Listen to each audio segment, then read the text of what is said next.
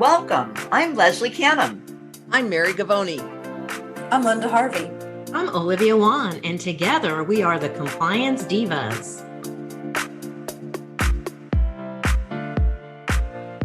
Welcome to the Compliance Divas podcast.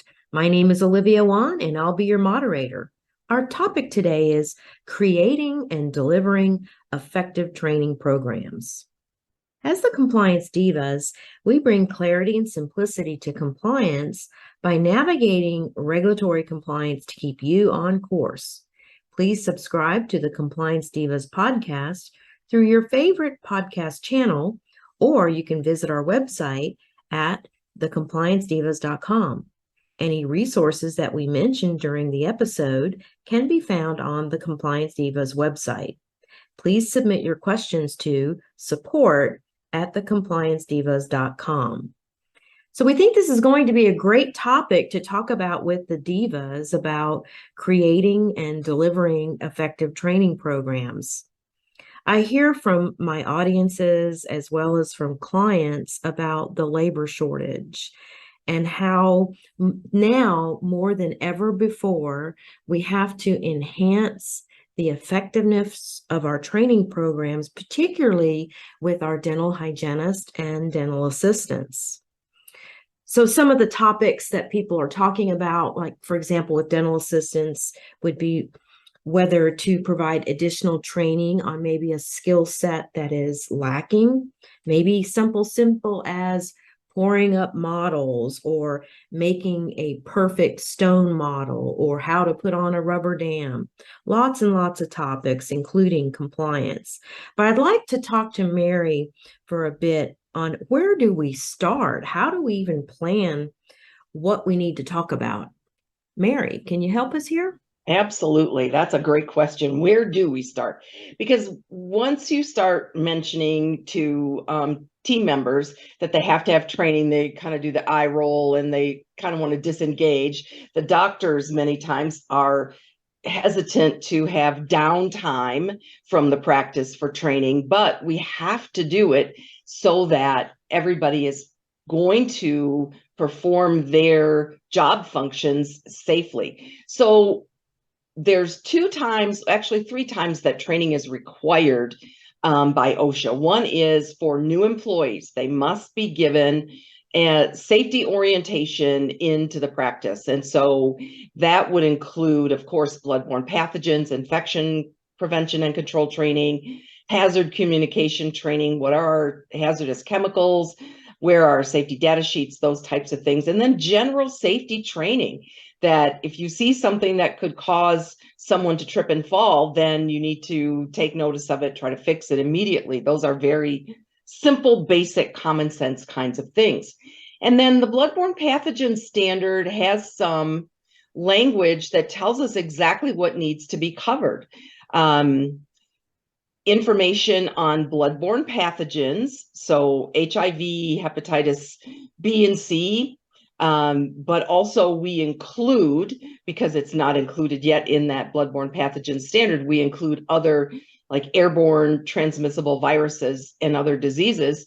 We have to train on methods used to control occupational exposure, the hepatitis B vaccine, medical evaluation and post-exposure follow-up protocols if somebody gets an instrument poke or a needle stick.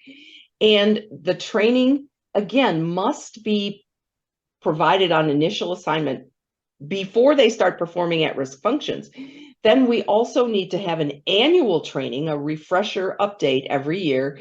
And then any time when new or modified tasks or procedures might put an employee at risk for exposure to bloodborne pathogens.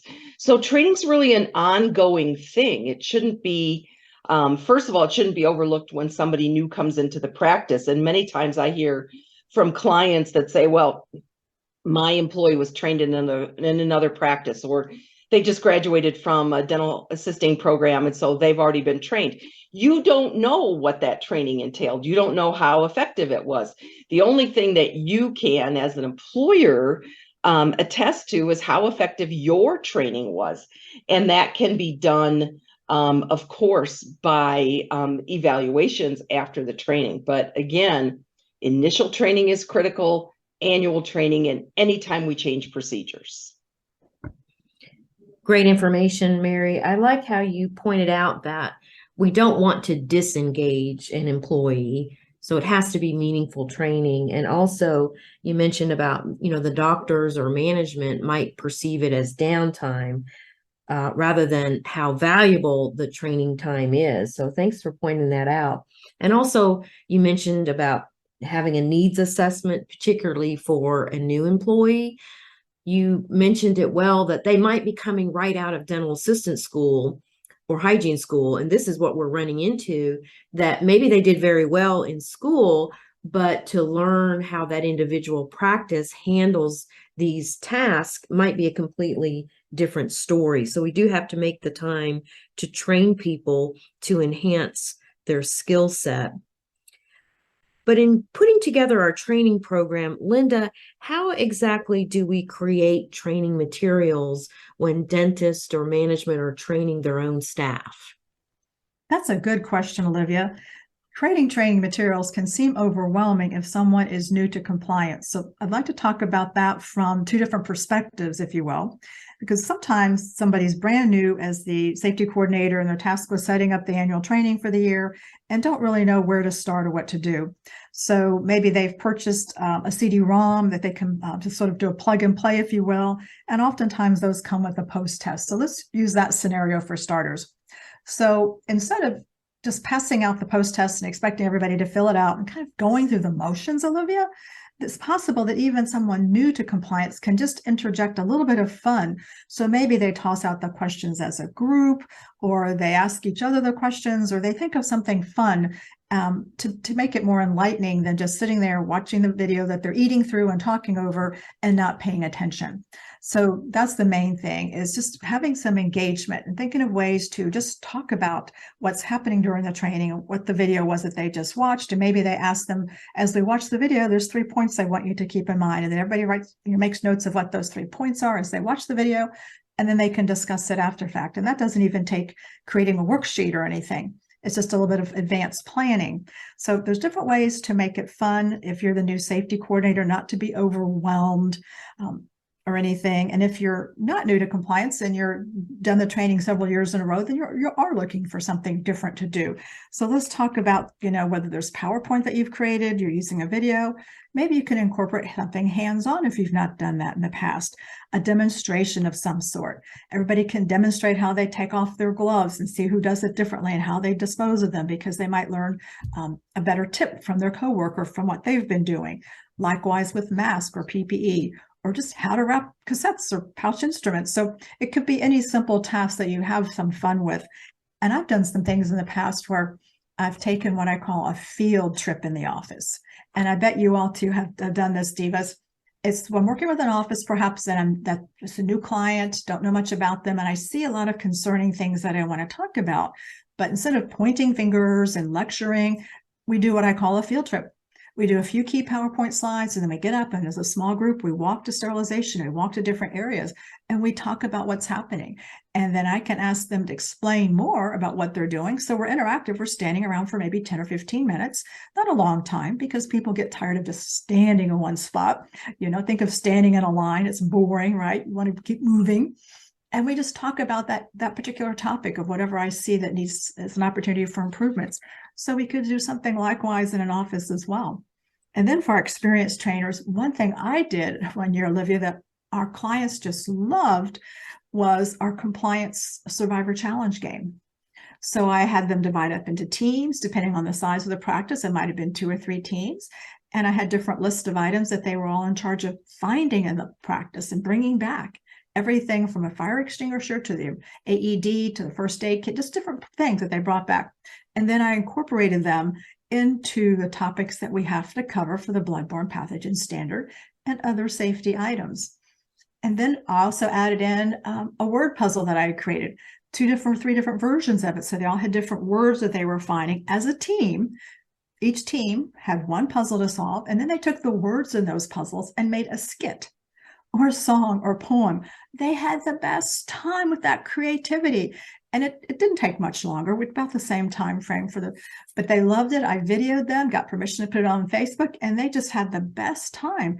So they came out being refreshed, but it wasn't sitting there with what you call death by PowerPoint. So that was a fun year. Kind of hard to repeat the next year because, they're doing the same thing. But I will share with you before I finish, wrap this section up, Olivia, that one client that we worked with was so enthralled with what we were doing. He was video casting it live on Instagram at the time. So everybody got into the motions and just had a lot of fun with it. So I think let the creativity abound. Our listeners are always welcome to reach out to us with an email if they have a question about a tip or a training strategy or looking for a fresh idea. And just have fun with it is the main thing. Have fun and be effective at the same time. Thanks for asking, Olivia. That was a great question. Linda, that's a lot of great information that you've shared. And I totally agree with you that it has to be a fresh idea. You can't be just doing the same training over and over again. I mean, there's one thing training a new hire on different areas of dental assisting that you want to improve or something like that. But when it comes to compliance and training on OSHA and HIPAA, if it's dry, we lose their interest. So thank you for giving some ideas. I like the one that you mentioned about jotting down the top 3 points that they took as great takeaways that they could share, incorporating video. That's a very good idea, Linda. And also avoiding death by PowerPoint, where there's so much text in the PowerPoint that you don't even really need to have it. It's like reading a document. And also incorporating games. I want to pick Leslie's brain a little bit because she's really good with games as well, Linda. Leslie, what can you share with us about incorporating games into a learning method? Olivia, when people have fun, it's memorable. And we want to make sure that our training is memorable and repeatable. And I love that Linda talked about getting up and moving, because people sitting in their seats tend to start rolling eyes and falling asleep and checking their cell phones. So getting up and moving is so important. And I love Linda's idea of having that skit. I've actually seen her skit on social media. And I believe that at heart, we are all yearning to have our 15 minutes of fame, and people just love to do that. I like to incorporate games to break up the monotony of training and also help people compete a little bit and remember. So one thing I do is I have a competition called Shaving Cream on Gloves. When Linda talked about people removing PPE, we have our team members wear gloves, and then we ask to have them hold out their hand, and I put a dollop of shaving cream about the size of a marshmallow into each palm of a gloved hand. I asked the team members to rub the gloves together and like it was hand lotion.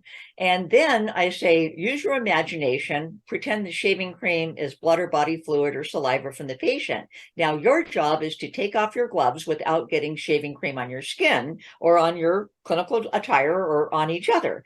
And it's always so much fun because that shaving cream is slippery, and everyone is going so carefully at trying to remove their glove. They're almost like a strip tease, just one glove, then the other. And then we debrief, because inevitably there'll be shaving cream that ends up back on the skin. When we talk about that, we say, okay, so what does this tell you about your gloves? And we debrief the group, and they say, well, gloves may not protect us fully. What's on the outside of the glove can sometimes land back on our skin or on our body or on each other or on surfaces.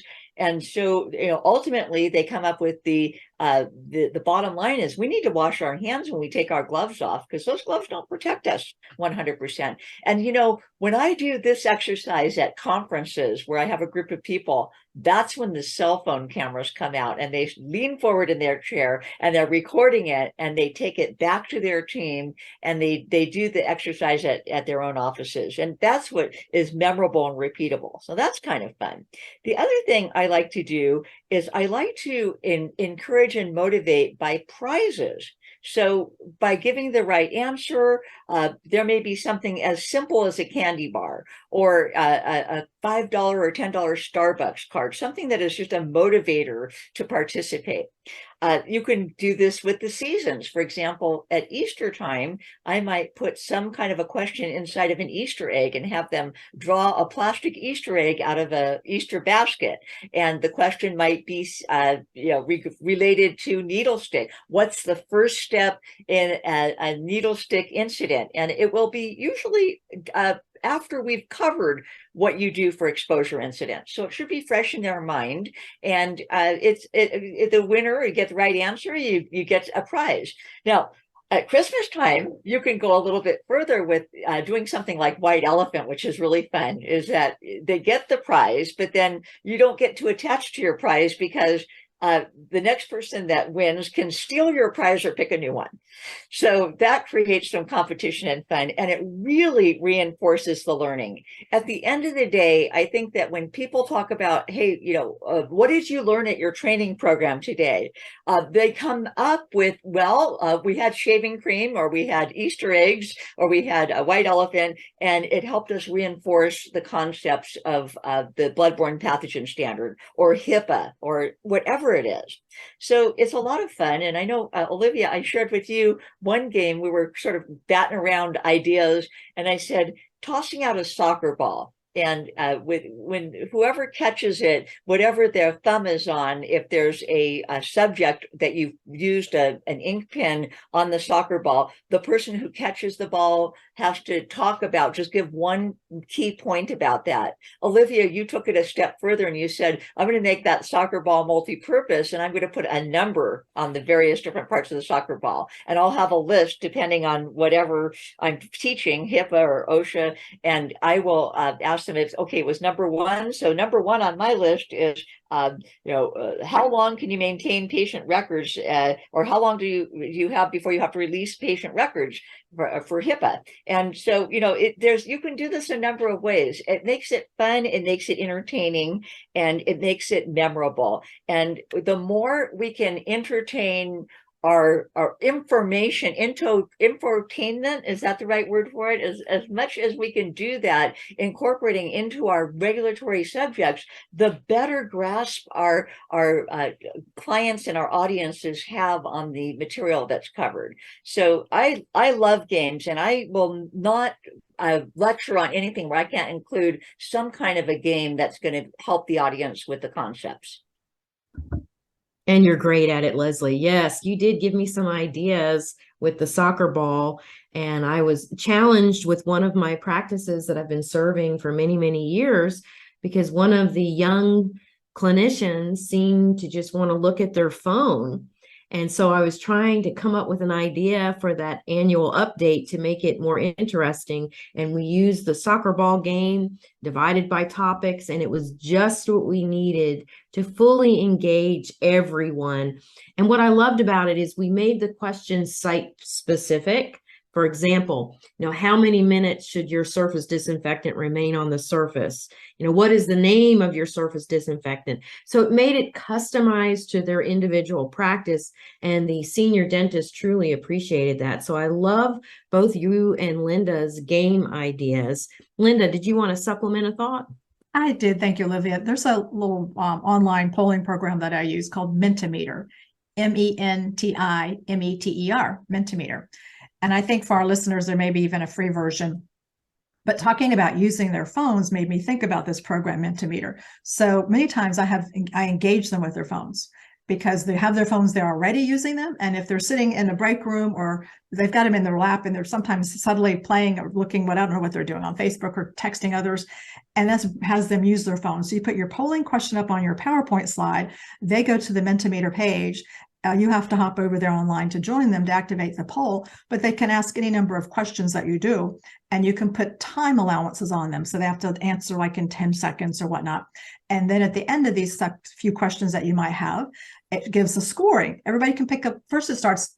Let me back up. First, when you log into this, as you just put in like any name you want, if it's your first name or a goofy name, whatever, because at the end, it shows who answered the fastest.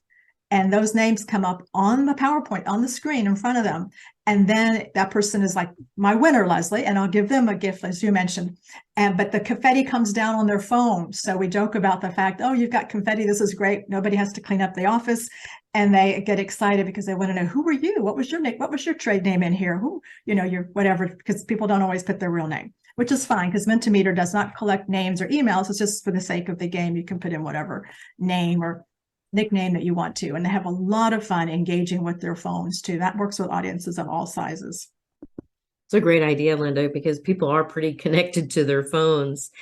Mary, I'd love for you to talk with us about utilizing online education, because we see so many people offering online education, but how do we ensure that our training group is engaged and truly learning from that online program? That's such a great question. I have to go back to Linda's suggestion on Mentimeter. I'm all excited about that because that's like whole everywhere on steroids. It seems like it does so many more things. So I'm very excited about that. So if you're going to engage in online training for your team, what my recommendation is you need to use a consultant, a company, someone who uses a learning management system so that you can validate participation in that online program. So these learning management systems typically will time how much time someone has spent watching a video or listening to an audio program, and they have to periodically answer a polling type question to validate that they're still there, not just I logged in and I walked away and then I'm still logged in at the end so I can get my credit time. They have to be interactive in that. And the best case scenario is that these are live programs, but they may not be. They may be on demand kind of programs. And we need to make sure that anyone who participates in those programs has an opportunity to ask questions of the trainer so that they can get their questions answered. So it's kind of a buyer beware. Make sure that whoever you engage has a good reputation in terms of a trainer, that they're using a specific management type of learning management system, and that they will make themselves available to answer questions. And they should have to complete some type of a quiz or post test at the end of their training, again, to validate their participation in that training. And that's the point. The key point right there, Mary, is making sure that they validate their participation. So I like how you pointed out they could do a quiz, or the program might be set to make sure that they are engaged. Or I know with our program that we use for online ed for the 2023 rollout, they can't get to the quiz until they complete the video. So they can't race ahead, because we've seen a problem where they might not be engaged and then they can't pass the quiz. So all of the questions are in the video. And so it is challenging when it's wonderful to do online education, but we want to make sure that it is effective and accomplishing those purposes. One year we decided for our on-site program that they would actually participate in a quiz. I didn't care if they wrote their name down, they could just leave their name off of it. But I would gather up the responses to see, first of all, who got the entire form correct and give a little prize. But it was disheartening to see where they couldn't pass it. And that's where I realized that I need to do less speaking and more engaging. Get them talking more, get them playing more, so that they could walk away with the wisdom. I already knew the information, but did they know the information? Mary, what can you add to that? Well, you raised such a good point that they have to be engaged, and what Linda and Leslie were sharing with us earlier about, activities and games and things to keep it memorable for them. There are a lot of people who rely on an online program that they watch the same program year after year after year, or they have someone come in their office and plug a DVD into a DVD player and they watch it, it's the same thing. That's not engaging. And it's also not an update training. If you go over the same information that you did the previous year, you have to acknowledge that there have been changes. There's new infectious diseases, there's new information about chemical hazards and so forth. So it can't be the same online program year after year after year. That doesn't meet OSHA standards. I agree, Mary. And it's just quite simply stale. It's stale information, and they don't want to have to hear the same thing over and over again. So I think it's critical that the programs are fresh, current content. Leslie, what can you share with us? Well, I'd like to drive a point home. It actually was an event that occurred in a dental office that one of my clients. When it comes to finding things in the office when you need them, Linda talked about sending the team out as a scavenger hunt, if you will, to get certain things and bring them back in and then talk about them. One doctor had taken his blood pressure cuff home because he was having some issues and wanted to monitor his blood pressure on a regular basis. And he forgot to bring the blood pressure cuff back to the practice. Well, he ended up having an event where his assistant noticed right away that there was something terribly wrong. And she went to race around and get the blood pressure cuff, called 911, the oxygen tank, but she couldn't find the blood pressure cuff. And as 911 was on the phone with her, understanding that this was a dentist in a dental practice, they expected her to be able to at least start the flow of oxygen and to monitor his blood pressure and give them some information and feedback while they were waiting for the ambulance to come.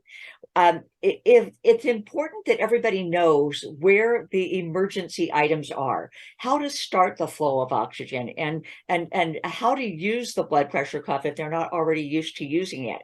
We always rely so much on our doctor to be the hero and to be the person or heroine to be stepping up to the call when there's an accident or an emergency, but the doctor may be the person who is having the emergency. So the team members need to know where everything is, and of course they're not going to be able to crack open the first aid kit and use any of the pharmaceuticals, but there may be certain things that they can do to save the doctor's life. And so I would drive the point home that doctors need to know that their team is sufficient and can respond appropriately within their qualifications to an emergency and to know where things are. So the scavenger hunt is a great idea. And I actually got an idea when I attended the OSAP symposium from someone who does the Joint Commissions audits. And she said that one thing that she did was she would laminate certain things on a little index sized card. And one of those things was a picture of a flame. And she would put that laminated card on the microwave, and she would turn to the team member and say, "What do you do now? You have a fire in your microwave. What's your next step?" So there's a number of ways that you can make things memorable, repeatable, and engage your team members, and also validate the cost of time that you're spending on this kind of training for the employer or supervising doctor, to show that these aren't just games. We aren't just playing to play. We're playing to make this memorable, repeatable, and to drive people into action. They will have muscle memory, whether they've been trained recently or a long time ago on what to do.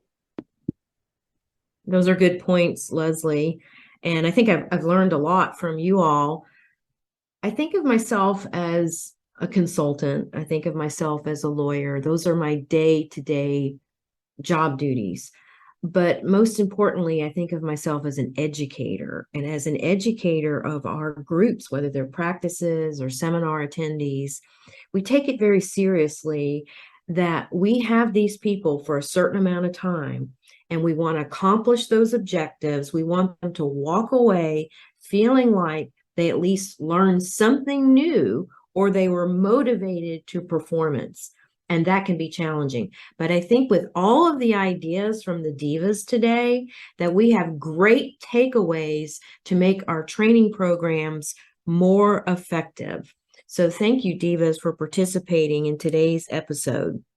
As the Compliance Divas, we bring clarity and simplicity to compliance by navigating regulatory compliance to keep you on course. Please submit your questions to support@thecompliancedivas.com. We will post the resources that we mentioned, and especially the one that Linda talked about, the Mentimeter. So we will have that website available for you. Thanks again, and we'll see you soon.